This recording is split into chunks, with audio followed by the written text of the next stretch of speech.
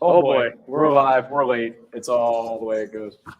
Dan, would you be a doll and hand me my hat?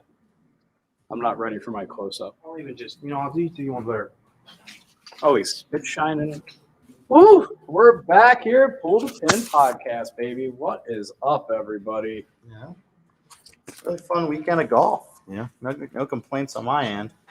If we have any viewers, I'd love to know how the audio is. I fucked up today. Forgot the camera wires. Forgot the mic wires. Tommy's on a mic. I'm on my AirPod. I'm hoping that it's working. So anybody, Joe will check in at some point. Dan, go on your phone, go to the Painted Lines YouTube channel. Yep. And just look the show up and see if you can hear us. Okay, cool. All right. We do have a viewer right now. Can you guys hear us? We had some technical issues today, so we're trying to make sure that we're ready to go before we start. A little later than normal. Got some computers in front of us. Matt will join us later, hopefully. He's got a lot of work to do in the store. And so recap the waste management and then get right into it. Some crazy stuff going on with the waste management. My boy Scotty finally comes through. Scotty did come through. We've been waiting for Scotty to win for, gosh, what, a year and a half now? Yeah. Last year we said, we talk a lot about, the 4 or 5 guys that all came out together. Mm-hmm. Matt Wolf, Murakawa, Hovland, Scotty Sheffler. And although Scotty had probably been one of the more obviously Murakawa and Hovland have taken a leap beyond those two. But Scotty Sheffler was the one that always kind of got added in late. You'd always say those three and be like, oh, yeah, it's Scotty Sheffler. Right. And he obviously made the Ryder Cup, which is more than Matt Wolf can say. I think I'm sorry. I think he's older than Matt Wolf, not by a lot, but I don't think on the tour at the same time. Right, but I don't think Wolf's quite to Scheffler's level yet. But when they first came out, Matt Wolf came out like out of hell and won a tournament right away. So everyone's saying, oh, Matt Wolf's next guy, and then Colin Murakawa. Now Hovland's hot, and Scotty now kind of puts himself back in that conversation. Mm-hmm. Kind of doesn't get the respect he deserves, and it's probably because he hadn't won up until this point. And I know for me, when he kind of faltered at the match play last year. You talked about scar tissue. That loss, that was a big loss. But, man, there was no falter. Other than I didn't see the putt he missed on 18. He said it was about 5 feet, according to you. Yeah, it was a makeable putt. It was a makeable putt that he missed. But that's an even better opportunity to just fold, especially when you have to go play that same hole again. And play a guy like Patrick Cantley, who has a really good playoff record, is kind of he's a guy who came up just short last week. Yeah. So you're looking like, oh, here he comes. Like he's going to win this week, goes to the playoff. And I'm like, I don't think he's going to lose this. I was worried. I didn't bet Cantley this week. I did bet Scotty, like I said on the show. Mm-hmm. That's 3 weeks in a row now that I've got a dub. So that's a ton of fun. Mm-hmm. I'll just read what I wrote here. Scotty comes through, 3 wins in a row for the Golden Rings approach. Matt's not here to laugh at it, man. 25-year-old missed a 5-footer on 18 to go to a playoff, but grinded through a 3-hole playoff with Cantley, hitting a huge putt to win. Just happy to see him win. The funny thing on No Lane this morning, I always listen to it when I'm on my run. Mm-hmm. They were like, it's no longer Scotty Sheffler, it's Scott Sheffler now. So, grown name. I don't know. I don't know how I feel about that. I was a big fan of Scotty Sheffler, to be perfectly honest. I like the Scotty look. And that's what's funny with this tournament is him winning. Although it's a big story, it really is, in my mind, the 3rd or 4th biggest thing that happened this weekend. That we were texting back and forth yesterday, and man, if you want the agenda, it's a couple pages back. The Scotty's, I don't know if I'm jumping ahead. You don't have it on here, but we were talking about it. Is for somebody whose name starts with X, Xander Schauffele does not have the X factor. Right here, Schauffele, no clutch gene, kept leaving putt short. Absolutely, no clutch. The putt he hit on 18 it would not have ended up getting him in a playoff, or would have. It would have, because Cantley missed his too. 16 under got him in the playoffs. He shot 15 under. Yep. That was atrocious. I'm sorry. It was a left to right breaking putt, and that putt started 3 inches right of the hole. And that broke was off. the third of 3 putts in a row where he just didn't give it a chance.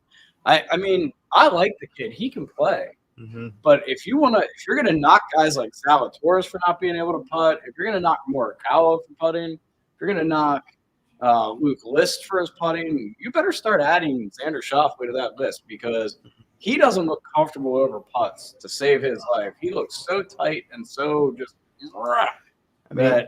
I'm sorry. Like, I want the kid to win. I want him to do well, but I was not. I'm gonna start comparing him to like the Bills. Ooh. You know, they win all. Get to the Super Bowl a bunch, never won. But Thanks, Matt. Schauffele's a guy that you just constantly see it for 2 or 3 rounds, right up there, 3rd place, 2nd place, leading, whatever it is, and just, I mean, the guy had. It's not saying he should have won, but it's how he had more opportunities to win that tournament than Scotty Sheffler and Cantley combined. Yeah. I mean, he was in great position all weekend. Fairway green, fairway green, fairway green. Where Sheffler and Cantley played well, but they weren't nearly as consistent. Mm-hmm. Maybe if his proximity to the hole be a little better, but not really, because he was missing, especially 16, 17, and 18 yesterday. Yeah. Man, it was rough. And I mean, we're texting back, Thigala, he gained a fan of me. He went down, he got a bad bounce, but he went down trying to win the tournament. He went for it on 17, makes bogey, unfortunately. Yep.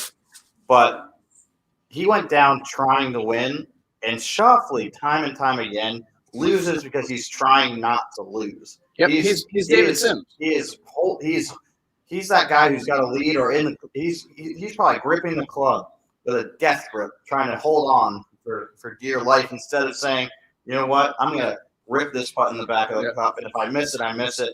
But you're right. I mean, from the back nine alone, he had to leave 4 putts short. Mm-hmm. And I know that's not counting 18 where he never gave it a chance. Yeah, and it's not even.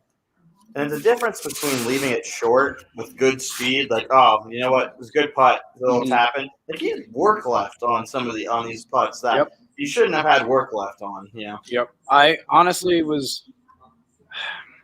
I like Schauffele, like I've already said, but he is David Sims, the guy from Tin Cup. Mm-hmm. He is that guy. Oh, I'll take 18 pars. It's like, are you playing to win or are you playing for a check? I don't see him playing to win. It seems more like, and I think he's a competitive too. So please don't. I'm not saying that I know Xander Schauffele, but like when I watch his game, he looks like he's playing not to lose instead of playing to win. 100%. He looks like he's playing for a check. Yeah. A lot of people love him this week. If you go online and do some research. We'll get into that shortly. I'm not a fan. Let's move on to Sahith Thigala. Am I saying that right? I have to double check the first name. Yeah. He made a fan out of me as well. I don't see him being a guy that's going to compete week in and week out, but I do see him being a guy that will win tournaments. Right. So he's a big field player from what I could tell, and you know how that goes for guys. He kind of reminds me of a less eccentric Bubba Watson. Okay, the swing isn't perfect mechanically. There's some little, funkiness to it. Same with Scotty Sheffler. They're very similar, actually. But I had a ton of fun watching him, and he didn't back down once. I mean, there were a couple of times where it was like, oh, is this where he misses? Is this where he doesn't make that putt to keep himself in it? And every time he'd drop it down. So I was super, super impressed with him all weekend long. Second time he's been in contention in a couple of years. Last time he faltered in the 3rd round. Yeah. This time fell apart with just 2 holes to go. I didn't even say you fell apart. I think fell apart's a bad. You're right. Yeah. He got a really bad break on 17, and then did not hit a very good shot off the drop.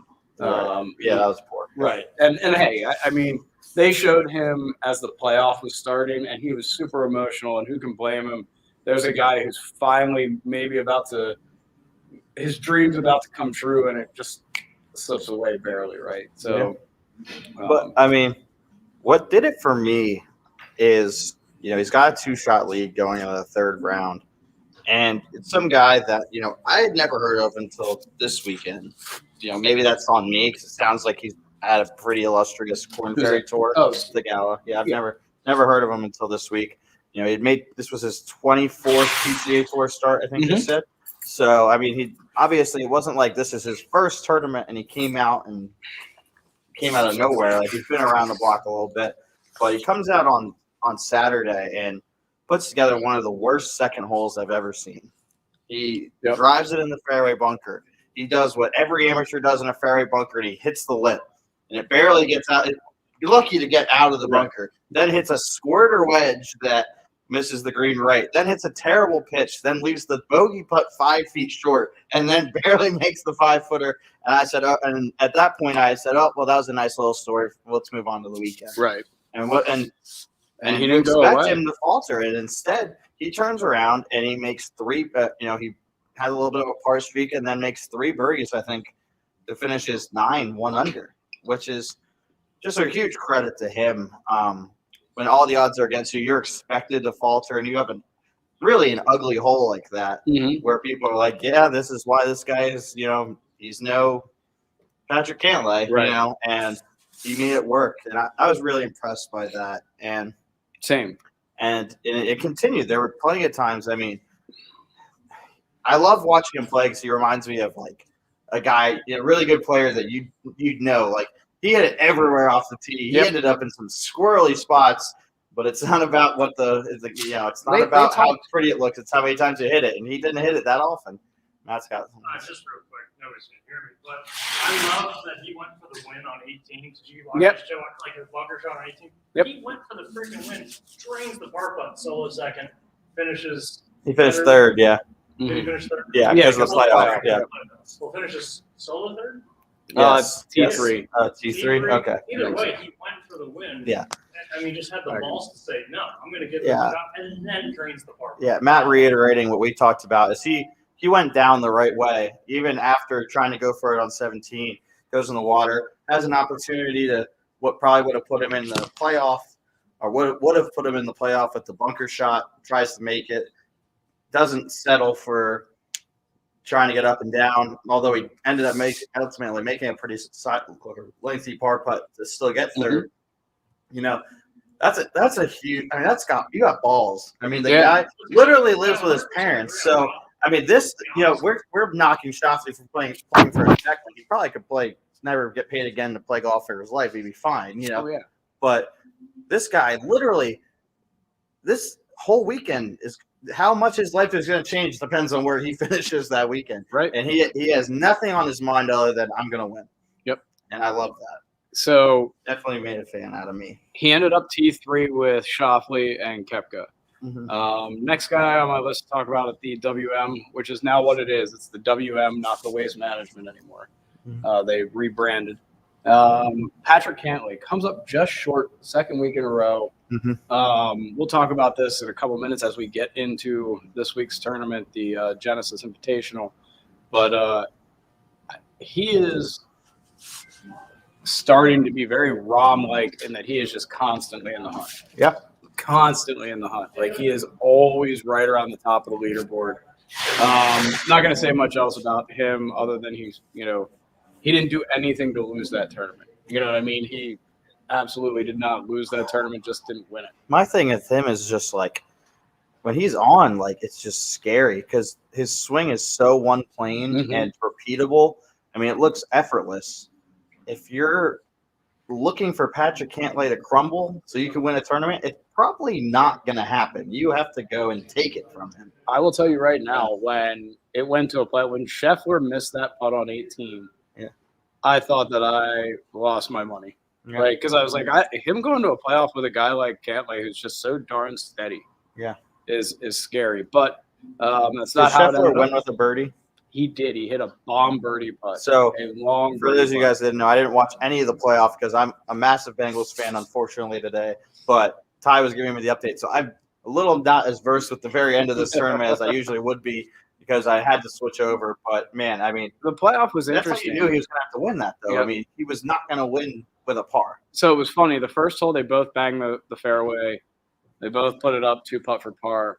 The second playoff hole, they both blow their drives way right Right. into crap and 2-putt for par. Actually, Cantley hits a really good chip shot up and 1-putts for par. And then the third hole, Cantley dead down the middle, and Sheffler puts it into a bunker and has an okay lie, but leaves himself like a 35-footer and goes up and knocks it down. And Cantley had like 15 feet and missed it. Yeah. So that's how it ended. I do want to talk real quick about Kepca. He finished third at 15 under, and his wedges were worse than mine. Yeah, don't know if he put Cleveland's in the bag or not, or if he's still with Vokey.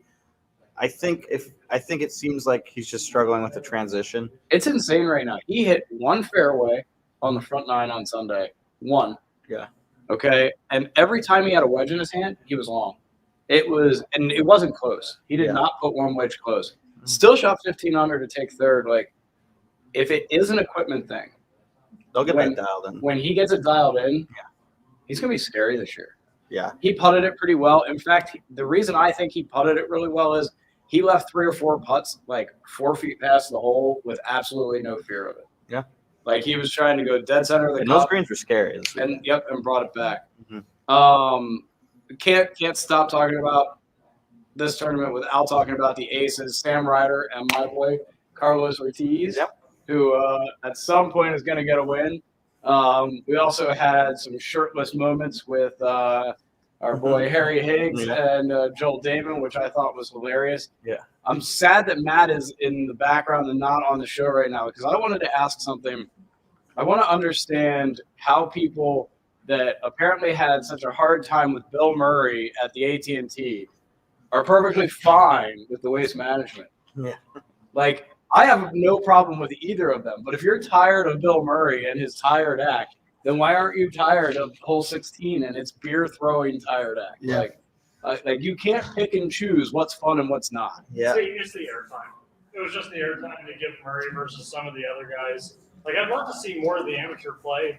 Like, when the amateurs are good shots at the pro-am, I'd love to see that, but then it's Bill Murray hitting putts backwards, which he's been doing for a million years, which is it's awesome. I love it, but give some love. A little less. Just a little less. Fair. But Okay.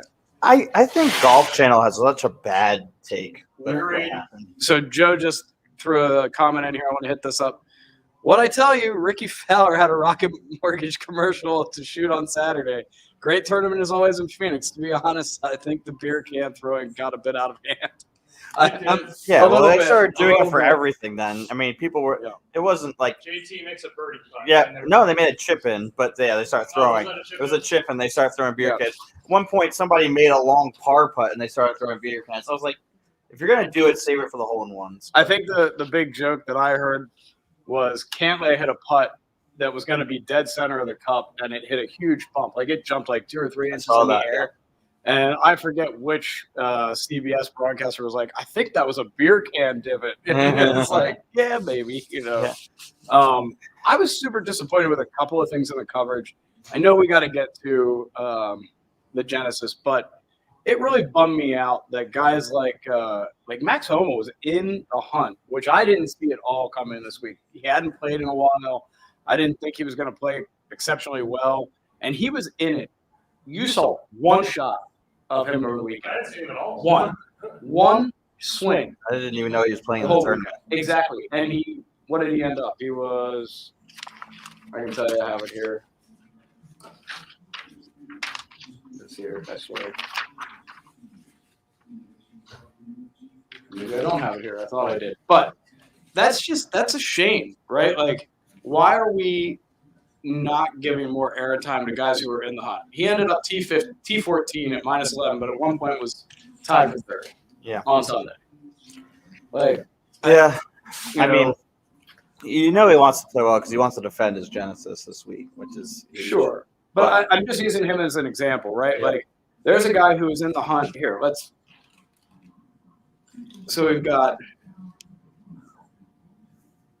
We saw a good bit of Noren and Horschel. We didn't see much of JT, and he was T8.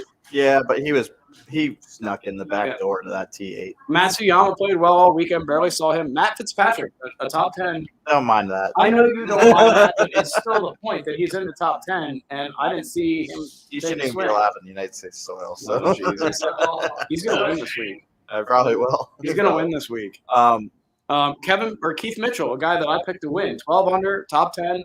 Like, he never saw him swing a club this week. Yeah, I don't know. I'm tired, or I'm really disappointed with Golf Channel, with a lot of honestly old heads that I've seen talking about the waste management. I saw it on Facebook on Golf Philly. Some guy commented. This whole thing is like, this is a disgrace to golf, and someone's gonna get a concussion because of a beer can. Literally, the guy's like, this is a safety issue. Blah blah. Like, fuck you, honestly. Just like Golf Channel. Like, here's a great tournament that we all celebrate that happens once a year. And they're talking about, the players, it's so exhausting for the players, and like, I don't want to hear about how exhausting it is for you to make $100,000 playing golf.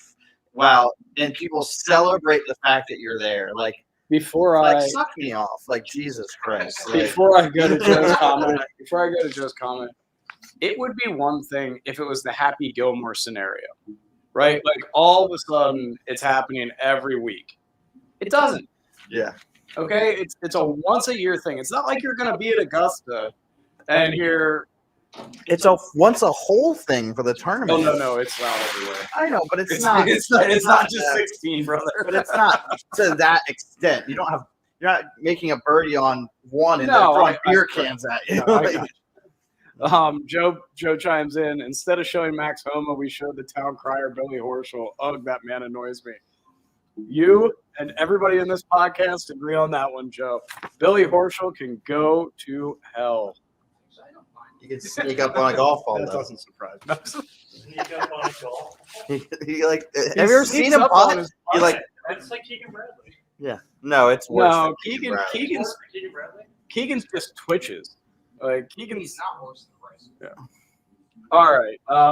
So we hit on the environment a little bit. I don't have a problem with it. I just don't. I think that the people who do have a problem with it are the reason that golf stays where it's at instead of progresses further.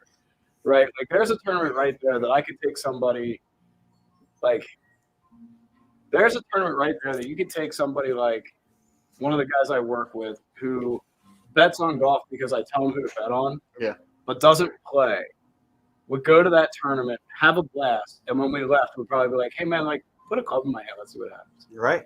I mean, how are you going to frown on a tournament that has us talking about golf on Super Bowl Sunday, or even the week of the Super Bowl? We're talking about golf. We have people from all over the country. We had a guy with one of our pull the pin hats at 16 this weekend. Yep. Like, you got guys flying all over the country just to come see a regular season event in Scottsdale, Arizona. I mean, you're going to have to You're start. going to sit there on Golf Channel or on any forum and bitch about, I'm going to get a concussion from a beer can. Like, celebrate the fact that people are getting excited about golf in February. Like, instead of being like have to be a damper on everyone's parade. Like, come on. A Ken or a Karen. It's just so Either frustrating. one. The other, what was I going to touch on here? I forget. You got me all fired up. Environment in general. Yeah, it's gone, whatever it was. It's gone. Anyway, I I got a remember. good tournament this weekend. Oh, I think that we're at a point now where you almost can talk about this as a 2-tournament swing, because the Genesis is a great tournament. Mm-hmm. Like, and you're walking into a tournament with an A+ field. There's nothing else you can say about it. You've got 35 of the top 50 there. Mm-hmm. All of the top 10 are there, outside of, I guess, Bryson, right? Or is he not in the top 10 anymore? No, he is. He's ranked number 6, I think. Hold on. But it's supposedly hurt, so he can't come in. Sure. Not He is not 6, because that's Rory. Oh, okay. No, he is not in That's the top 10. top 10 because the entire top 10 is playing. Yep. He is not it. So, but that's probably has a lot to do with the fact that he hasn't played since the TOC, I guess. All right. So the Genesis, A-plus field. Absolutely love what we're getting into.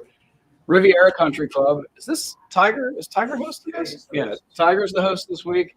Par 71, 73, 22 yards. Purse is $12 million with $2,160,000 to the winner. Ooh, that's a hefty purse compared to the last couple. Yeah. An extra mil, I believe. Defending champion is Max Homa.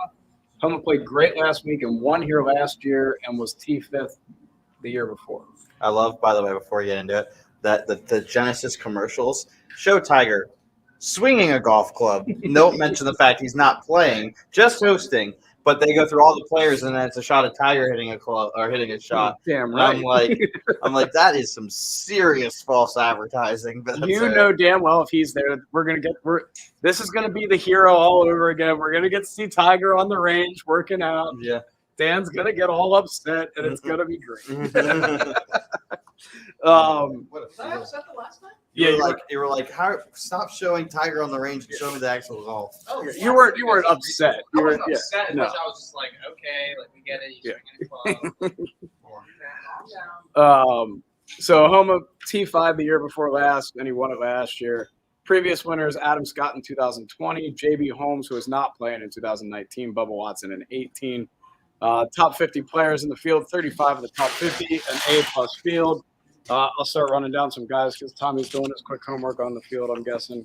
I got John Rahm, 2 top 10s and 3 starts at the Genesis, tied for 10th last week. No signs that he won't be in the hunt. John Rahm, #1 player in the world. That's where he's at. He is the greatest person to swing a golf club right now. So Kyle Murakawa has not broken the top 25 at the Genesis in his 2 starts. He's coming off a long break. 2 T5s in a row at the Hero and the TOC with a T7 at the Zozo and a runner-up at the CJ Cup. So he's playing good golf. He just hasn't played. yeah, it's one of those things where it's like, oh well, he's played well in his last couple of tournaments. But his last couple of tournaments 2 months it's ago. been a long time, Right. at least 2 months ago. Hovland. So I have a take on Hovland last week. I think he had trouble coming across the pond. I think he was just a little tired, a little I was bad. surprised he didn't play better because every stat said It did, but I don't think it had to do with his game. I think it had to do with just was he over across the pond right now? yeah. He just he came over last week. It's a big change in type of golf course too. So I look for him to rebound and be in the mix this week. Yeah, love that. Tied for 5th last year at this tournament. We got Joe back. Riviera is such an underrated place. This place is difficult and has one of the signature holes to finish your round. Love that background of the clubhouse. Yeah, Joe, I'm with you, man. I think this tournament does not get the credit it deserves. It's one of my favorite tournaments to watch, and it's because you're not going to see a 25 under this week. Was the ladies U.S. Open held there last year? That's what I thought. Because I remember that's where Lexi went. She had a chance to par to win and then made like double or something to lose outright or something. She didn't go. So I love Hovland this week. Cantley, I'm betting him this week. He's been really close the last 2 weeks. I think he's primed for a win here. 4 made cuts at the Genesis, never outside. And you the can top still 20. make probably decent money now because of how strong the Yep. field is. No one's going to be only a plus 550 or something. Right. Rahm's going to be plus 600. That's what it's going to be. Yeah. And everything will be higher than that. Yeah. DJ's a sure bet this week. If there's a tournament for DJ to get on the board early in the season, it's the Genesis. 12 out of 14 cuts made, 10 top 10s, 6 top 5s, and a win in 2017. Obviously, he likes Riviera. Rory, I'm not high on him this week. He's coming back across the pond. Looks like Hovland was a little travel lag, and I think Rory might fall victim to that as well. He's missed the cut here. He missed the cut here last year with a +7. He does have 2 top 10s in this tournament with a T4 and 19 and a T5 and 20. I don't know I don't know how to feel about that. I think you're right with the travel. He's coming over to get ready. As much as he's getting knocked, we've knocked him because he's had some meltdowns in tournaments. You can only melt down in tournaments if you're in it. Right. So he's been in a lot of the last couple big tournaments he's played in. Sure.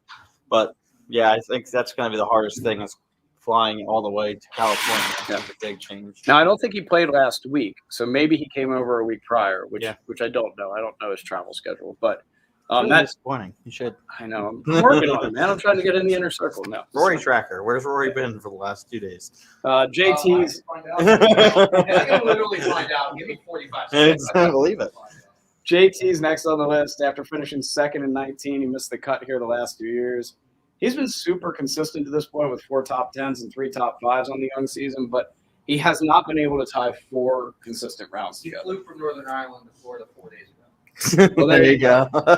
You're welcome. I knew you could Rory's- find I it don't out. think in he the needs country 25 before. seconds to find that out. Knew it. The thing with JT is like he's finishing high, but they're all backdoor finishes. Like like he was never really like he got 8th, but he No, he was never never had really a in it. chance to win. I mean, Yeah. he was probably as high as like 4th at one point, but he Mhm. had played like 11 more holes than everyone else. Exactly, you yeah. know? So No, I'm with you. I mean, I don't know what to make of JT right now. but when that's your consistency, right? Like Mhm. one of these weeks, he's going to put 4 rounds together and he's going to run away. Yeah, but I don't think that this is the course for him to do that. I don't either. It's too tight. It's not even that. It's like he's the guy that goes out and wins the tournament because he'll go put up a 61, and I don't think 61's necessarily out there at this course. I like that. Mhm. I probably won't bet him this week unless it's for a top 5, and that's just not worth it. Mhm. Xander Schauffele, Sir Chokes a lot. Great for a top 10 or a top 5. Which will pay nothing. No wins in sight. Yeah. Cam Smith, I thought he was going to win this last year and still think he's going to win it this year. Stamp it, gold rings for all. Thanks for all. Uh, So you say he's going to win it, but you also said that Matt Fitzpatrick is going to win I have it. lots of guys that I think are going to win. Okay. And my wallet agrees. Hey, you're three for your last 3. I'm not arguing. Yep. Matsuyama either misses the cut or is in the top 10. It's literally the trend he has at this tournament. Golfstats.com throwing it at me. He's hot and cold. And he's been playing pretty good golf right now. Yeah, he's like that Katy Perry song. You know, you're hot and you're cold. I don't You're know yes any and you're Katy no. Perry songs. That's really unfortunate for you. But no, Dude, that sounds so good. I'm 500 years old. Like, leave me alone. I mean, Katy Perry's like 100 years old now, but I mean, that's fine. She is not. I know, she's probably like 32. By the way, halftime show was great. Oh, so true. Yes. It was fantastic. Oh, here we go. Joe, Ty, I'm on the train this week. Let's ride that Kokrak train into California, not into the California night. I'm with you, man. I like Kokrak a lot this week. We're getting to him. He's down the list a little bit further. Speed, I just haven't seen anything that leads me to believe he's consistent enough to be a bet. Oh no, this course is way too difficult, Yep. too demanding off the tee for him to compete. Now we're Watch, he'll probably go win now. I know. We're at Tommy's guy, 2 straight missed cuts. Sam Burns, 2 straight missed cuts. He did finish 3rd last year, so this course has some confidence here. Back on the horse or continue to get drugged by it? What do you think? I think he'll figure it out, but not this week. I think he's too well rounded to like fall off the face of the earth. But him and Corey Connors I've lost love for both of them. So I put back on the horse are going to get drugged by it. I'm betting him. So I mean, only because of what he did here last year. I feel like it's a place he has good memories at. It's right before he won. he just really has. you know. He hasn't looked like himself. It's fair. Scotty Sheffler, or as we now call him, Scott. Scott Sheffler. He will not go back to back. I repeat, will not go back to back. I do look for him to play decent. I think he'll be in the top 10, maybe top 15, but I don't think he will. I'm calling it now. Put this in your bet list. Scotty Sheffler misses the cut. Only because. All right. What was the bet we made last week? That Bronson Burgoon will win a tournament this Oh, year. that's right. I'm so winning that one. I can't wait. Is that $100, yeah. Yeah. But no, I only say that because I mean, going back to the Golf Channel, they're talking about how exhausted Scotty Sheffler was quoted saying, "Man, if we had every tournament like that, I'd be." Yeah, but he doesn't. exhausted." So he's exhausted, but he has no travel. Yeah, I know. Like he'll be fine by Tuesday. I just he'll be think fine by tomorrow. that's such a high and such a like up tournament, and then you go to the Genesis Open. I just think he missed the cut. I think he has. I think you go from Arizona State's backyard to Right. apparently Some like hoity-toity. Inglewood. Yeah. Like, I don't know. Like, but yeah, the hoity-toity Genesis. We agree that he's not going to win. You just think he's going to be worse than I think. I would honestly, if I'm betting this week, one of my bets might be that Scotty Sheffler misses the cut. That's just where I'm at. That's my gut feeling. I don't think that's outlandish. I think it's easy to have. Did not say it's outlandish. No, I didn't You say also called him a pussy in our text back and forth. Yeah, but you know, he still blew up in the Dell match play. So I'll never forget it. Yeah. That was awful. Abraham Answer, no, he has terrible history here. Staying away from him as I usually do. Another guy that's in the top 50 that I'm just like, why are you in the top 50? Because he's so consistent. Guy He racks is. up top 20s. Like He's always in. You're right. He's always in the top he just doesn't win. 2. We've got Another Finau. guy we've lost love with right here. Yeah, so we've got Finau. He's been the bridesmaid here 2 of the last 4 years. He needs to get a win, so maybe this is the week he comes off. He's coming off 2 missed cuts. Might be the motivation he needs, but he has not made a cut in 2 turns. Thoughts on Finau? Again, I mean, I'm not looking for anybody to make a turnaround at this course. Right. I don't think that this is a highly demanding golf course. I don't see anybody being like who's been searching for it to find it here of all places. So I look at it a little differently. Okay. I don't think them finding it is the same as us finding it. Okay, Yeah. Like I think with somebody like Finau, like his stats right now for putting are awful. So like if he's hitting the ball well but not putting it, and he finds the putter here, he's going to be fine. Yeah. Right. So like I know what you're saying, and I agree because it is a tough track. I just think there are easier. Like I just think it's somewhere you have to go in feeling confident about your game because of how demanding it is. That if you have any inkling of doubt, what would normally be like a 3 under round could be a 2 over round real quick. That's all. So I'm looking for somebody like Patrick Cantley for me is a perfect example of a guy that I would be hammering home this week because he's got to be feeling all sorts of right with his game. And not to mention that his game really matches up because he's straight as an arrow, doesn't curve the ball a lot. Right. Like, I'm looking for somebody who's been playing well to do Well, well. I don't disagree with that, but you can't just act like these guys can't turn it around. I'm not saying Tony Finau's going to miss the cut. I'm not saying he can't contend.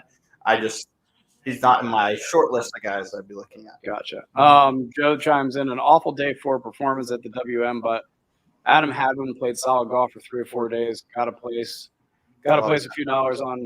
Oh, absolutely. He's Joe. been playing well, Yeah. not even before the WM. Yeah, he's been in the hunt a couple of weeks in a row. Going back to He's Hawaii. a Clemson grad, right? Going back to Hawaii, I have no idea. All I know is he's Canadian. I think he went to Clemson about the time that my brother-in-law was there. But All I know is going all the way back to the Sony. He's been playing.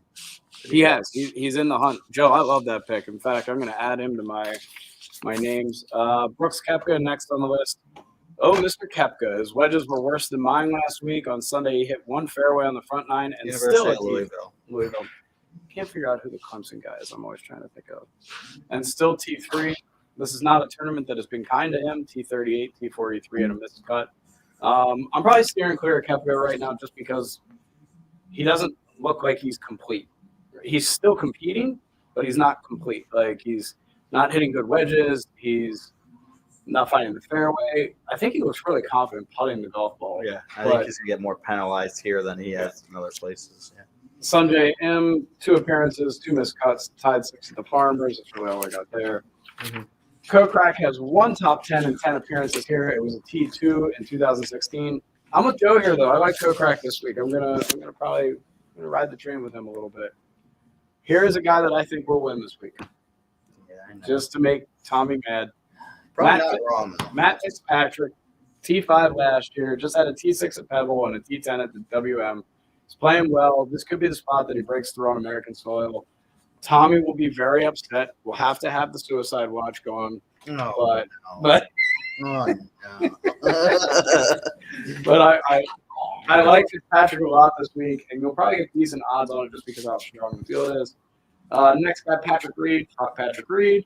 Paul Casey didn't play last year. Has a T2 in 2015. Nothing else noteworthy. He's not in my sights this week at all. That'll come back and bite me for saying that. I know it. Kevin Na, T2 in 18, T4 in 17. Mid-30 finish for cut. Other than that, his 18 appearances. Hasn't played since the Sony where it was T20. Maybe a top 5 or a top 10, but I'm not on that train. Zalatoris, T15 last year, a good spot for him to win again. He hits the ball super straight. If the putting plays well, I think it's a good spot for him. He was in the hunt here last year for a while. and fell off on the fourth day, if I remember correctly. Thomas Peters won the HSBC, so he could play well, but not a guy I'm high on, although he is in the stats this week again, so we'll see. Joaquin Neiman, the Chilean, finished 6th at the Farmers, and I love him this week. Bring on the year two of Neiman. We're still waiting on the start of it, but it's coming. You wait. Hey man, I've been really lucky here the last 3 weeks with guys that I have been picking for 2 years, like finally popping up and getting that first win. So go Joaquin, the Chilean. Taylor Gooch, another opportunity to win with the big boys, T20 and T26 the last 2 weeks, T12 here last year, and a T10 the year before. I like Gooch this week. I'm going to put some money on him. He's going to have good odds because of the strength of the field. I know I'm repeating myself. Leishman, 2 top 5s here in 12 appearances. He's somebody that faltered last week. He did fall apart a little bit. We were looking for him to play with the big boys, and he didn't like playing with the big boys too much. The weird thing is it wasn't – he just made some really bad decisions in the third round. Yeah. And then got off to a really bad start in the fourth round. He shot 39 on the front yesterday. Yeah. And then brought it back a little bit and then faltered again at the end. But for somebody, that was a storyline we talked about going in last week. So another opportunity here, back-to-back weeks with an A-plus field. Yep. Is Taylor Gooch really the third guy in the FedEx Cup, or did he win an early tournament with no one else around? That's what I want to find out. Same here. I hope he's one of those guys. I like Taylor Gooch. I'd like to see him be a good player. Him and Sam Burns look very alike. They do. It's very hard to differentiate between them. It is. I was like, oh, look, Sam Burns. And it was like Taylor Gooch. I was like, who? Wait, what? Yeah. Maybe it's because they're both Callaway guys. I don't know. But they wear the same sunglasses. Same beard, facial hair type of situation. Eerily similar. It's like if Sam Burns ever had like a presser for Callaway, he could send Taylor Gooch, and I'd be like, yeah, we don't even know. It's like Hudson Swafford and Harris English. Yeah. Oh my God, right? I mean, yeah, That's that's a fair, fact. too. That is a fact. Shane, if you ever want to grab a beer, just let me know. Mark Lynchman, 2 top 5s here in 12 appearances. Don't love him, don't hate him. Probably not betting him. Max Homa, defending champ, love him. Great week at the WM. Tom Hoagie. I mean, yeah. You got to bet him. He's playing the best golf of his life. He was in again this week. Yeah. You know, like I'm loving it. Yeah. I am. I am a Tom Hoagie fan. Yeah. What gotta love it. I might make a T-shirt. Just ride him, man. I mean, the guy is hot. Yep. And he's probably still, even to this day, going to give you outrageous odds. Yes, you know? he will, absolutely. Why not? You could even The fact bet him that he's in the top 50 now is I know, out of nowhere. Yeah. You definitely have been talking about him in there for the last couple of weeks. But, man, even a top 5 bet, probably still like a 5 for 100, a 5 for $80. Definitely worth putting something down on. Russell Henley, not on my list this week. Tied 33 last week and tied 14th before that. And he's only cracked the top 20 once at this event. Corey Connors over 2 and making the cut. No go for me on him. What is going on with Corey Connors? He just doesn't look any kind of right. No, he doesn't. His swing looks well. Him and Seamus Power are really in the same boat for me right now. They just do not look like the same player they were even a couple weeks ago. But Seamus Power at least was he he fell apart, but at least he was leading. Like Corey Connors hasn't sniffed. He hasn't had a chance to blow anything because he hasn't made it to the weekend. We've got Harold Varner III, now the 45th player in the world. Not a great history here, but just won and is playing well. So I'm going to throw some money on him. Throw a gold ring on him. Why not? The odds are going to be great. Seamus Power, can he get back to the first 2 rounds at Pebble, or is he fucked up now? Missed the cut of the waste management and didn't look great. I'm steering clear of him this week. He was really bad last week. Again, it just goes back to what I said. You don't want to go into Riviera being like, wait, what do I do with my left arm again while I'm swinging? Like that's where he's at. I mean, right. So like that guy right there, Yeah. the situation that he looks like when he's hitting the golf ball. I agree with you 100%. Yeah. He's not fixing himself. Yeah. Tony Finau, a couple of guys like that who don't look lost. They're just having. They're just not scoring. Yeah. Big difference. Yeah, 100%. But yeah, I mean, he is. If you want to, I mean, you probably won't pay anything, but miscut for Seamus Power, probably a pretty good bet. Yeah. Adam I Scott hate making those bets though, because I feel like an asshole. I'm like, you're gonna suck. Adam Scott, retire. I hate Adam Scott. Putt with putt with a real putter. Like Yes. Jesus, it gets longer every year. And It's longer every year. The head is stupider. Like I just can't figure out how somebody has such a just beautiful arm lock swing. already. Just arm lock. Just stop it. How- Just stop. No, we're going to talk about this. Yeah. Just stop I'm it. All right. Or at the very least, keep the stupid head and counterbalance something. Like you don't need a 47-inch putter. Like My thing you is can't this. tell me you putt better with your hands a whole human body length away from the ball. Like that is not helping anybody. There is no way, shape, or form that's possible. I am at a point with it where the guy has one of the It doesn't make sense. prettiest swings of all time. It's not so like nice and like. I don't have a problem with him as a guy. I'm not retire. I'm not saying retire because you're a dick. I'm saying retire because I'm so tired of looking at you putt. And when you have such a beautiful swing. Oh, it is. I'm the one who said retire. Can we use I statements here? But for somebody who has that swing, it's a beautiful swing. It is a great golf swing. To be athletic enough to swing a club like that, but not athletic enough to figure fucking putting out, just boggles my mind. Yeah, exactly. How you can have one of the most fluid golf swings and then be the most robotic person on the. I mean, it looks like a tabletop. I mean, it's like everything's locked out, just rotates. Like it's just like. Just one more guy that Bob Rotella needs to sit down and have a really long conversation. I mean, I just have a hard time. I mean, obviously he has to putt better that way because he's not doing it for fun. But man, it's just so hard to believe that you could possibly be putting better like that. He did win a major. I think I'd But rather he could anchor it though. Yeah. I'd rather him That's the anchor, difference. though, than just like accept that he's just the worst putter in the history of. But he's not even that bad a putter. Like, No, he's not. he's played good golf with short putters before. He just chooses not to use them. Yeah, well, I just master don't. level. But he could put it was in his chest, not. Yeah. Like, you can't tell me away from your body that long is doing him any So then favors. here's the question: do you guys hate Bernhard Lang? No, because he's fucking 100 years old and he can't bend over because Yeah, he he's can't 400 max. even pick the ball out the hole. So I mean, like, that's just for his bad. And listen, but he's still a cheater because he definitely anchors. Oh, yeah, absolutely. Listen, I don't hate Adam Scott. Like I think every like interview I've ever space. seen with him, he seems like Want to die. I didn't say die. I said retire. I just never want to see him on the golf course again. But other than that, he's great. I'll buy him a damn drink. Just retire. All right, move on. Sergio Garcia, he'll find a way to be talked about for a day and then fade into the dark night. Yeah. Like it's Batman. I mean, it's just.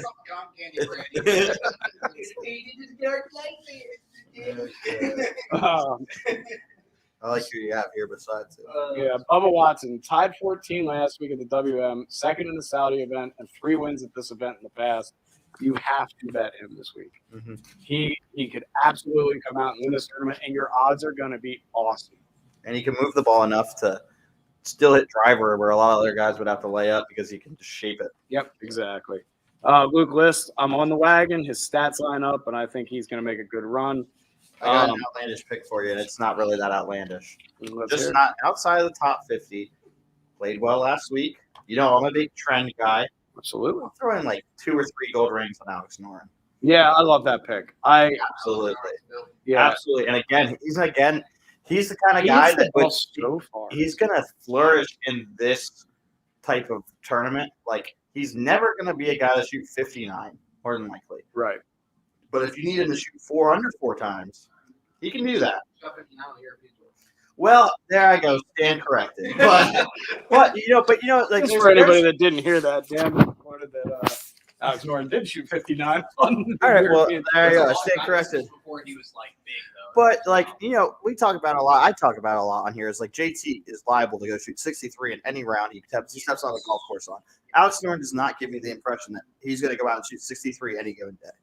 Yes, He's more likely to go out and shoot 68 4 times in a row. If you were ever going to bet money, this is the only thing that I think both of you will agree with that I said. Okay. If you were going to bet money on somebody to go out in any golf tournament other than the majors to shoot 63 or better, it's Kevin Na. He has more rounds on the PGA Tour under 63 than any other player in the history of the Yes, he does. Because he can putt. Putting travels anywhere. Putting and he hits it straight. Yeah. So 3 names that I'm going to throw out that I just like. I have them starred on the stats. Yep. Jonathan Vegas, KH Lee, and Cameron Tringali, I think, all play well this week and are worth a bet or two. Tringali's played fairly well of Yep. late, too. KH Lee has as well. He I think he had the lead either last week or 2 weeks ago for a day. Wasn't this week because Thigala had it first 2 days. Yeah. All right, so back to Steve Bamford's website today because his stats are just phenomenal. This webpage is amazing. www.golfbettingsystem.co/UK. Check it out.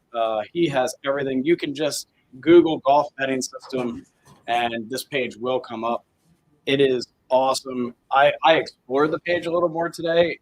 My God, the guy is awesome. I mean, it's so in depth. Mm-hmm. Like you want to find out what kind of grass they're using in the non-rough areas outside of the course. He's got it. Like it's stupid. I could spend hours on this page. So, For Steve.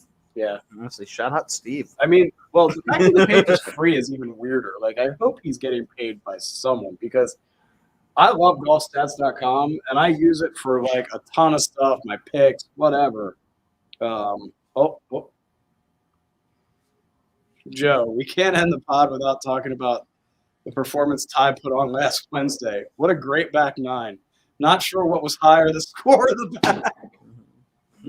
Thanks, Joe. Yeah, I shot 2 over on the front and then 44 on the back. Tommy didn't do the math right. It was an 81. Yeah, not an 83. I did add it wrong. But the 44 on the back was still correct.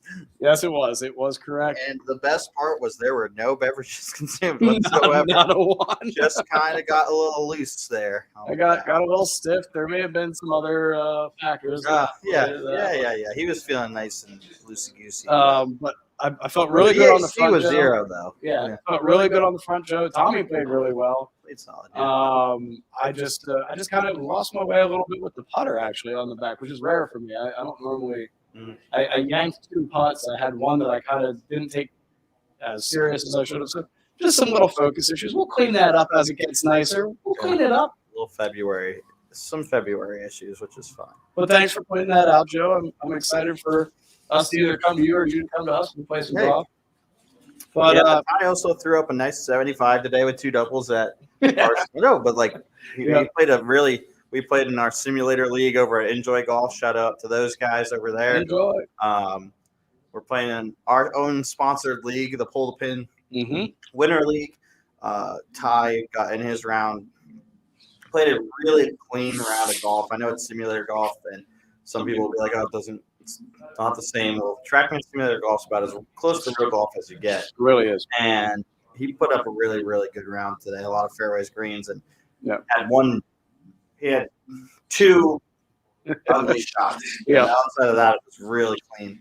So I'm excited. I think it's going to be he didn't really year of Ty Book, in the Lancaster area. I think I see it coming. It's like the Joaquin Neiman. I'm in. On Wednesday, Joe, I took the front from Tommy, and he did not take that kindly. Went off and stomped. I lost the front 1 down, and then I won the back 5 and 4. Yeah. I don't think I had a par on the back until hole 15. So anyway, back to Steve Bamford and his ridiculous golf stats. These top 25 in the field rankings. It's top 10 for us. Are based on an 8-tournament window that stretches back to the Houston Open and AVIV Championship, which includes both PGA Tour and DP World Tour events. Players ranked are based on performance relative to the rest of the field. Basically, anybody on this list, I recommend you bet.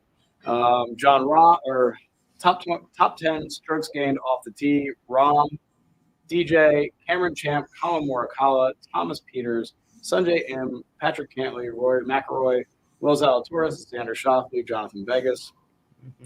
Top 10 strokes gained on approach. Bubba Watson, bet him. Dustin Johnson, Will Zalatoris, Sergio Garcia, Into the Dark Night. Justin Thomas, Hideki Matsuyama, Paul Casey, John Rahm, Kevin Na, Thomas Peters. Top 10 strokes gained around the green. Paul Casey, Rory McIlroy, Xander Schauffele, Golf Bet Xander. He's gonna win now. We trashed him so hard. I don't care. Hope it's what pushes him over the top. It's our podcast. Well, you know, He wants Yes. No, I think he lacks that it factor to go out and actually win a golf tournament.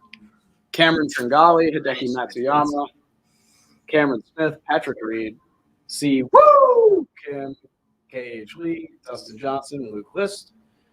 Top 10 strokes gained, Tita Green, Dustin Johnson, Paul Casey, Rory McIlroy, Bubba Watson, Will Zalatoris, all at third. Thomas Peters, Hideki Matsuyama, Luke List, Sergio Garcia, John Rahm. Strokes gained putting, Mito Piera, Matt Fitzpatrick, Brooks Kepka, Jason Kokrak, Patrick Cantley, Victor Hovland and Thomas Peters tied for sixth. Cameron Smith, Matt Kuchar, Francesco Molinari, and his spaghetti sauce. Top 10 strokes gained total. Rory McIlroy, Matt Fitzpatrick, Thomas Peters, John Rahm, Sergio Garcia, Dustin Johnson, and Bubba all tied at 5. Hideki Matsuyama, Xander Schauffele, Paul Casey. I'd also like to clarify one thing with my statement with Xander, because I did just say that he can't win a tournament of any significance. And for any asshole out there that's going to be like, he won a gold medal, I'm going to be like, yeah, I know. And we've already talked about on the show how the Olympics is basically a B minus field because you get randos from Uzbekistan who are the only, like, I'm the number one golfer in Uzbekistan. I just love the country you pulled out of your ass. But meanwhile, you're like, we can only send 4 Americans or else it wouldn't be fair. Meanwhile, the whole top 10 of the world is made up of Americans, essentially. So, like, that. I love this. Joe just threw a comment up here. Since the weather is beginning to turn, should have a segment over the next couple episodes to have your top 10 courses, public courses you have played within the area to have us all check out. We did something similar to that a couple months ago, but we should revisit it now that it's changing. We've ranked the top 10 public courses in this area, but 10 or like 6. it might have been 6. I I don't think. remember. So, but that's a great idea, Joe. Yeah, it was just a 20-mile radius, so it was probably like 8. Yeah, It was so actually probably more than that. we could extend that. We could give a homework assignment and make you guys do, make a list. We can do that. Joe, curious, since you've been watching, how's the sound today with the way we're doing it? I know the sound's always terrible, so I'm just curious how the one AirPod and one mic went. So throw a comment up if you Can't wait for him to be like, it's garbage. You're all terrible. He's gonna say it's the same as always. You suck. Can you imagine? So we have not talked about Charlie Hoffman yet. Yeah. All right. So Charlie Hoffman hits it into a penalty area, and I missed all of this. so his point is, so he had to take a drop, but the drop area that they allowed him to have. So the PGA Tour draws the hazard lines, can determine the hazard lines for any given tournament. So he hits it in the hazard. He takes his 2 club lengths like he normally would, but that still leaves him on a steep bank. He drops it twice. It rolls back in the hazard, which allows him to place it. But even placing it, it just sits still for a little bit. But once it sits still, you have to deem the ball in play. And this happened to Ricky a few years ago as well. He was actually in the hunt. I know Joe's not a Ricky guy, but this same exact thing happened to Ricky when he was actually in the hunt. This was on the weekend. Well, that ball is deemed in play. At that point, if that ball even just moves, he's getting a penalty for his ball moving. Now, in this case, it actually rolled all the way back into the hazard, and essentially is like he hit it back in the hazard a second time. So he takes an additional penalty shot. He took exception to that rule. He's like, I thought we had made a change about this rule. Why did they draw the hazard line where they drew it? Why didn't they live as a better drop area? So on and so forth. Like your golf game on the back 9. LOL. No, it's been good. Miss Matt's face though. Oh, well, Matt was here today, Joe. Just he had to actually work for once when we were doing the podcast. Normally it's How dare I honestly make him work? Yeah. But so anyway, Charlie Hoffman takes exception to the fact that he gets the extra penalty shot. Basically, just starts saying, they don't protect the players. This is why guys are starting to look at other options besides the PGA Tour, whether that's the DP World Tour or this other Saudi Tour. What's it called? The professional golf. Yeah, which is really a really bold time for Charlie Hoffman to blow up, considering he is the lead sponsor on the PGA Tour for the Weight Management. So, Yep. interesting, he decided right now was the time he was going to take a stance on that. Ultimately, basically, probably got a talking to from Waste Management and the PGA Tour and comes out and gives the chicken shit apology the next day. So, interesting. It is an interesting rule, though. Like, that golf is penal enough to not have to be penalized by a penalty. Yeah. Right. I So agree. like I don't disagree with where he's coming from. I think sometimes guys get so caught up in the fact that like they have this platform where they can go out and say whatever they want. It's like if I was in their situation, like and this obviously I'm not, I never will be, but like if I was in a situation where I was in the limelight, I would have somebody just look at everything I post before I post it. Like somebody that I trust, you know, maybe it's my wife, right? But it's like, hey, I'm thinking about putting this up. What do you think? And she's like, no. You need to step back and think about Well, that. I don't think it was a social media post, was it? I thought or no, it was because Bryson and of course of all people, you know, you messed up when right now Phil and Bryson come to your aid or come to your defense. But because your initial comment with that was when Bryson had said something dumb, saying he needs to have a posse guy. Right. I just don't understand why. Phil, we just got into how he made a mess of it recently. So those are not the two guys you want coming to your post. Like, yeah, man, you tell him. Like, give it to him. Give it to him good, Charlie. Yeah. I haven't won a tournament in 15 years. Give it to him good. Yeah. I'm just so shocked that there isn't an awareness about that. And I know that social media is still in a concept pretty new. I mean, we're getting towards, 15, 20 years. 15, 20 years, not even like 2008. Yeah. Is what I'm thinking if I'm going to go back to a time. Are you including MySpace or no? Yeah. Just Kind of. kidding. But I mean, just in general. You still have MySpace out there. I'm going to find that one. I do. It's definitely out there somewhere. It's probably got some great pictures on it. So I just can't believe that these guys don't I can't believe they don't have somebody overlooking what they do. Yeah. And look, I get it. Somebody messed up on the PGA Tour. If the literal drop area for a hazard is gonna put you, undroppable, somebody messed up. And that's fine. That's all good and well. But you know what? It might be an asshole comment, but when people can, like, I say this all the time, people are like, oh, that bunker sucked. Or like the bunkers here are terrible, or man, like the fescue is just way too thick or something. I'm like, well, yeah, you're not supposed to hit it there. Right. So you know how you avoid getting a penalty on a penalty? You don't hit it in the hazard in the first place. So that's like, yeah, I get it. Like, you're obviously going to get penalties in golf and everything, and you want it to be a fair drop and everything, but ultimately, you don't want to have an undroppable area. Don't hit it in the hazard the first time. That's my take on it. And Joe's back. Yeah. 3 statements Charlie is good for: a green glove, leading after the first round of the Masters, and talking about the rules. Tough break for him. I'm with you, Joe. It's definitely a tough break, but it's a tough break. You don't hit it in the hazard. You don't have to know how bad the drop area is. Exactly. Yeah.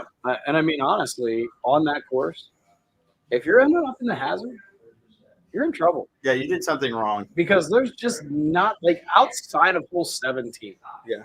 Was that the hole? 17, a little bit of 15 with that. Yeah, but what hole was it that he had to drop on?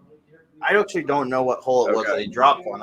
It's just 17 would be the only one that I find acceptable that you're even in the drink. Yeah. Right. Like, I just don't like 18 if you really. 15. Yeah. Yeah. So there's a couple holes on the back nine, and there's some random waste areas that are like, if you hit it into the desert, you're technically in a hazard, but more times than not, you can play out of kind of deal. So, but yeah. All right. So I always just go back to, you don't like it, play better. I don't know. So let's move on here. Jump into our tip for the day. I don't know. You go first. I haven't thought about this yet. So my tip for the day right now is, as the weather's starting to get warmer, we talk about knowing your game a lot on this podcast, right? I think one of the big things that I want to make sure that I do this year is enjoy the game, right? All right. So whether I go out and I'm playing poorly or playing well, finding a way to keep myself centered to the point that it's like I'm not going to get too high, not going to get too low, going to enjoy the game, right? And just trying to stay consistent with my mental approach. I lost focus on Wednesday big time on the back nine. Mhm. Now, whatever it was that caused that, fine. Like I wasn't lining putts up the way I normally do. I wasn't lining up shots the way I normally do. And there's no excuse for that. You paid to be there. It's not going to take that much longer if you did it every hole on the front nine. So being consistent with your demeanor and your approach, I think, is a big thing to work on as a golfer. Was that enough for you to think of something? Yeah.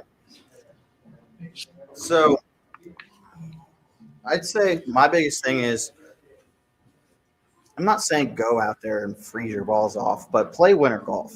Oh, yeah. All right, because it's an entirely different game. And there's a lot of reasons why I say that. It's essentially the preseason for you. If you live here in Pennsylvania, rounds aren't going to count, I believe, till April 1st. It's early April. Early April, maybe even late March. I don't know exactly what it is. April 1st. So that means if you go, so right now we're Valentine's Day today, so mid-February. That gives you 6 weeks where you can go play golf, and none of the scores count, and you can truly treat it like preseason golf. Try that shot you've been wanting to try on the course. Try to take that swing change to the course that you've been wanting to. But it's even beyond that. It's not like, hey, go out there and try crazy shots. It's cold out, and that leads to some interesting situations that you don't get during summer golf that are going to make you a better player. You're going to hit it shorter off the tee, so that means you're going to have different clubs in than you normally will. So you'll hit clubs that you don't hit as often, so that'll make you better. Understand what it's like to hit an 8-iron into a R4 instead of a pitching wedge or a sandwich. So that'll make you a better player in the long run. You're going to get bad breaks. You might hit – this happened to Jared when we played with him the other day. You might hit the best iron shot you hit all week or all round and hit the one spot of green that's still frozen and bang, right over the green. And you're going to get in an ugly situation, but you can either get mad about that, which is stupid because you know what you get when you go out there, or you can say, all right, I don't think I've ever been in this situation before. Let's think this one through and see how I can get this up and down. Or for the time in the middle of the summer when you get a bad break, it's like you hit a sprinkler head and go over the back. All right, this happened to me in the winter, so I toughened up. I hit a shot. I had to throw it up in the air a little bit more than I normally would, and I got it up and down and made a really good par. It's going to put you in situations that you don't normally get into. I know Eric EK used to work as a big fan of winter golf because you play different shots around the green. You can't always just throw a 60 because it's going to be you need to run it along the ground more, or even hitting an approach shot when it's really cold out. You may land 30 yards short of the green, you have it down all the way up on the green. Land at 30 yards short of the green, it goes in. Yeah, exactly. So I know a guy that did that. So, it's just going to challenge you in ways that playing when it's 80 degrees won't, and ultimately will make you a better player. So, take advantage. Not saying go out and play when it's 15 degrees out. It's just stupid. But when you get a day, 40, 50 degrees from here until April 1st, take advantage of as many of them as you can. And don't just go to the range. Go actually play golf. Because that's what's going to get you the most improvement. I'm going to piggyback on that just a hair. So another thing that you're going to get in these types of conditions are you're going to have to pick the ball clean, right? So you're going to get in a situation where you're sitting in mud because it's a sunny spot, or you're going to sit in an area where it's frozen. And it makes you have to dial things in a little bit differently than you would on a normal day. So I agree 100%. It's great advice. Yeah, you got to be almost more dialed in. Yeah, really know your yardages and also be able to adjust to colder conditions, and also realizing you're not going to throw a pitching wedge and it's going to stop and spin back next to the green. It's probably going to bound and might bounce as high as the flag stick, and you got to play for that. And ultimately, you'll learn to play a lot better golf doing that. I think I enjoy the challenge of it. It's almost like a different sport, and it's fun. All right, so List, Watson, Tringali, Vegas, Varner. Can I see your paper? Yeah, I got through mine. My outlandish pick, which isn't even that outlandish this week, is Alex Noren. He's another great guy to take. He's on a hot streak here. So Noren, DJ, Cam Smith, Burns, Kokrak, Neiman, Zalatoris, Fitzpatrick, Homa, Gooch, Watson list. There you go. Love it. Sounds like maybe a 4th week in a row with a winner. I'm hoping. I mean, that's not the only amount of bets that I'll make. So I bet $45 last week, made 115 with a $2 bet on Scotty Sheffler, which, I mean, that just tells you why our system works. Yeah. And if you want to see more in depth on who Ty's going to take and for how much, check out our new Facebook page. Yep, I need to get back to doing it. I didn't do it the last 2 weeks, but I will this week. And then Twitter, I know I'm much more active on the podcast Twitter. Yep. So really good place to check out what Ty's thinking about putting money on this week. And he's hot right now. And we're getting back to how it was last year where we were going weeks on end with some winners. So making some money. Looking forward to it. Missing Matt this week. Yeah. I want to thank Tommy and Pull the Pin for always hosting.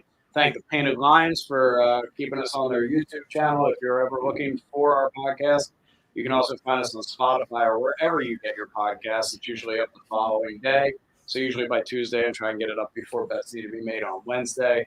On the Painted Lines YouTube channel, you have to go to the playlist where you'll find a Pull the Pin playlist. Tommy's at Pull the Pin Lank on Instagram. I'm at PTP2021 on Twitter or at TyBook3. Instagram is Wild by Ty. Matt and I have a baseball podcast that airs usually Monday nights. Tonight we're probably not going to do it. It's Valentine's Day. Got to kiss the wife and tell her I love her. So we probably won't do that this week. We might move it to next week. But check that out. It's By the Book Baseball. Also on Spotify, By the Book Baseball YouTube channel. At By the Book Base B1 on Twitter. And who am I missing to thank? I think you got it. You nailed it. For Tommy,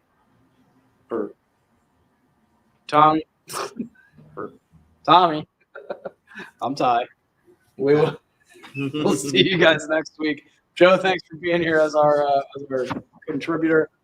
Shoot me an email or shoot me a message on Twitter if you want me to email you the link. You can dial in anytime you want, man. You definitely are active, and we appreciate you being here. So thanks again, everybody. Have a great rest of your week, and hope your bets hit.